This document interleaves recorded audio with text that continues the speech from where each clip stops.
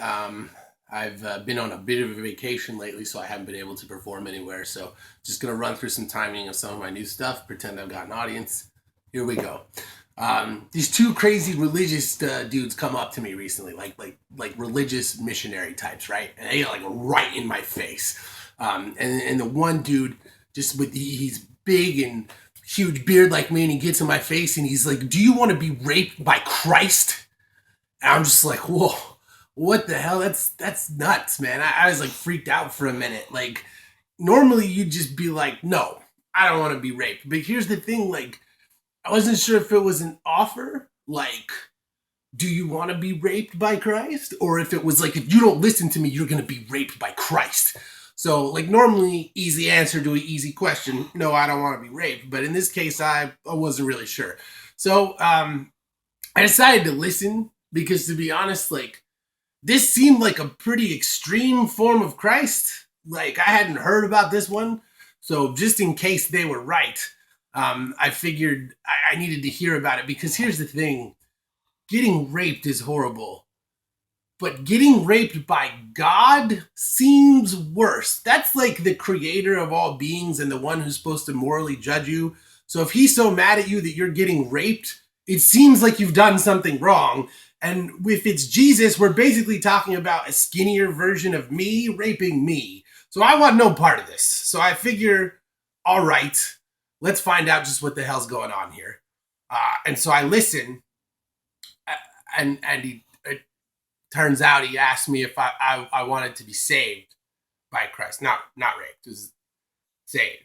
I misheard him, and his just sort of extreme attitude um, pulled my mind to rape. So, in any case, I'd like to talk to you guys about Jesus. I'm just kidding. I did do that joke once testing, and two Mormon missionaries actually knocked on the door in the middle of telling it. So, if God is watching, behave. Um, I was actually working on another joke earlier today in a similar kind of religious vein, and I just totally forgot it. Didn't write it down because I smoke a lot of weed. I forgot it. I don't make a lot of good decisions. What can I say? Honestly, it's okay though, because sometimes I like forgetting a joke because then I can pretend that that joke is the reason that I'm not famous. Like if I'm like, oh, dude, if I had only written that joke down, I'd be on Conan. But instead, I'm producing videos for Reddit.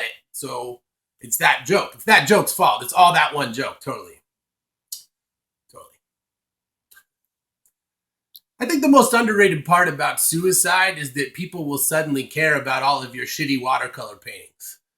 They'll be like, oh, it was so deep. And then you're like, but it was paint by numbers. And they're like, no, but it was still deep. He was trying. No? Nobody agrees with me? Okay, that's fine. I think the most overrated part about suicide is the death part. Oh, I want to die. I won't feel pain anymore. Now you won't feel anything. You'll be dead.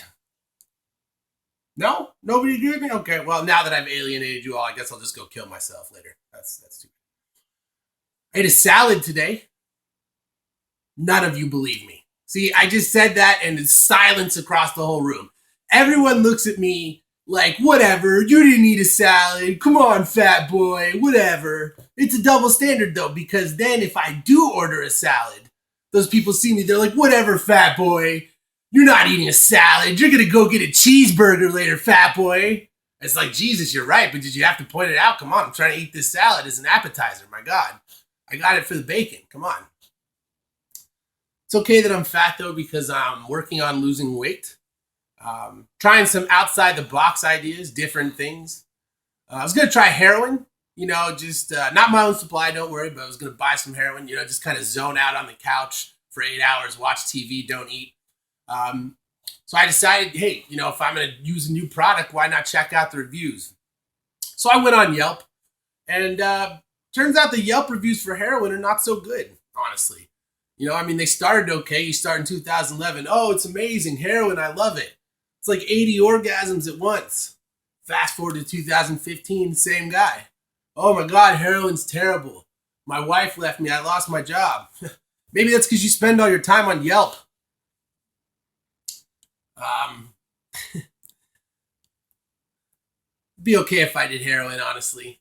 I might go to jail, whatever. It's okay for me to go to jail right now. Honestly, it's a good time. Not that there's ever really like a good time to go to jail, but my girlfriend just broke up with me recently, so I don't like have anything tying me down. So this is a good time to go to prison. Actually, I came home early from a trip to surprise her, and I pulled up outside her house, and right as I pulled up, she pulled up with another guy. Oh, yeah, it's a true story. And I said, okay, I'm just gonna find out what happened here. Don't yell, don't scream, don't jump to conclusions. Listen, get the facts. And as I was driving back from the desert, where I buried both of their bodies, I just felt like I handled that like a mature adult.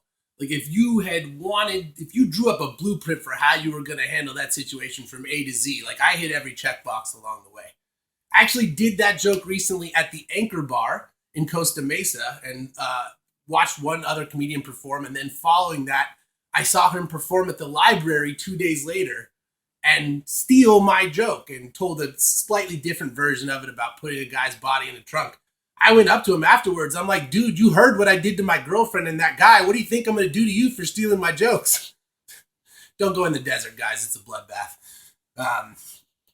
Some of you get a little weirded out when I talk about killing people, like my ex-girlfriend. A little bit about me. I was diagnosed with bipolar disorder. So maybe there's some anger issues in my jokes. I don't know. Actually told another ex-girlfriend one time that I was diagnosed with bipolar, and she was okay with it because, as she told me, it's okay. I'm also mildly bipolar. First of all, no, you're not. Second of all, you know how I know you're not? Because that's not a thing. You can't be mildly bipolar. That's sort of like saying you mildly have AIDS. It's an extreme, okay? You saying that you have some feelings is just you being a person. It doesn't actually mean anything. It's not special.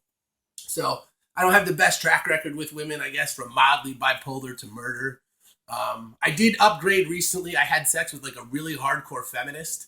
I figured that would be more progressive of me, but honestly, it wasn't really for me. The paperwork was too much. I had to get her birth certificate, 3 forms of photo identification, informed written consent. Then it had to be notarized. Plus, her lawyer was watching me the whole time to make sure that I wasn't doing anything he could sue me for. So honestly, I just stay to hookers and homeless women. That's my thing, and that's my set.